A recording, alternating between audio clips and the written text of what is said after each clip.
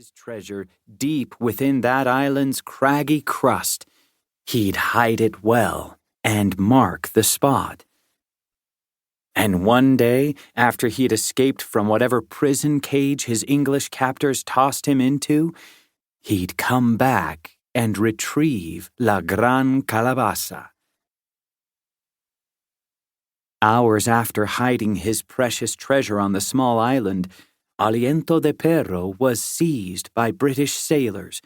They locked him in irons and transported him across the ocean to London, where he was jailed inside Newgate Prison.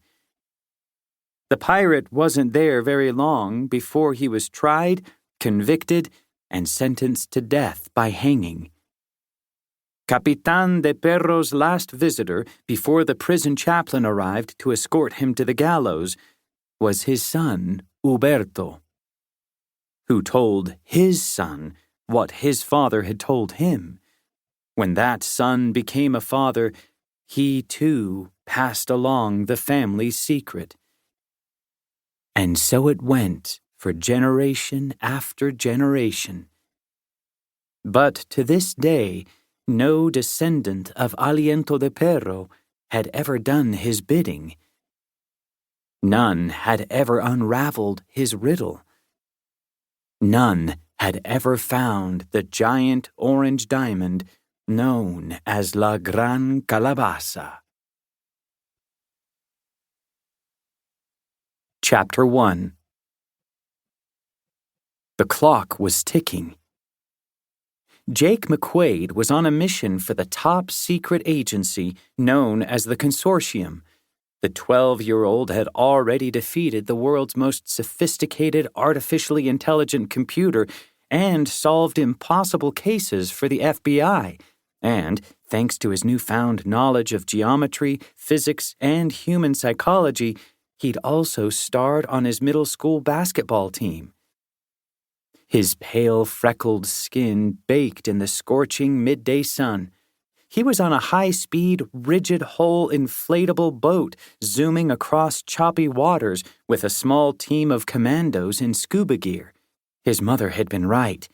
Jake should have packed sunscreen.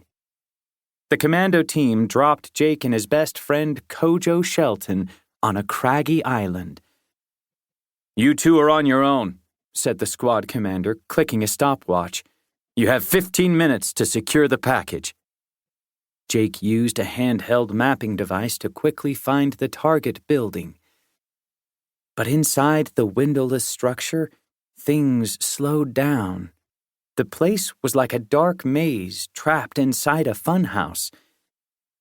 Except this house was more dangerous than fun. Jake and Kojo followed the blinking green dot through a series of switchbacks and found themselves trapped inside a black box of a room. The instant their feet hit the floor, a huge metal door slammed shut behind them. "We need to get out of this room, Jake," said Kojo, checking his glowing watch.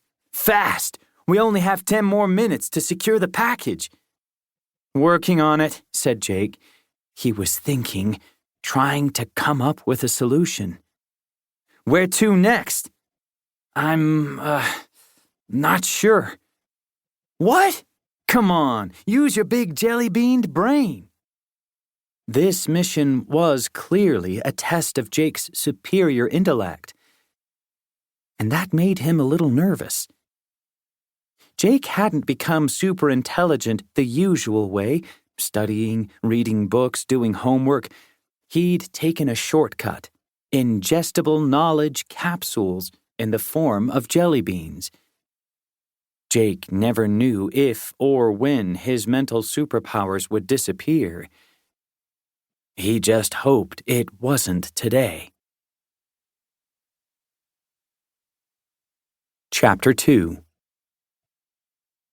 "Oh, wow, check it out," said Kojo, rustling around inside the sleek nylon sling bag the Consortium had given them for this mission. "There's all sorts of cool gear in here. Duct tape, a Swiss Army knife, a pair of binoculars. Hold up. I think there's some Hershey bars in here, too." He sniffed loudly. "Oh, yeah,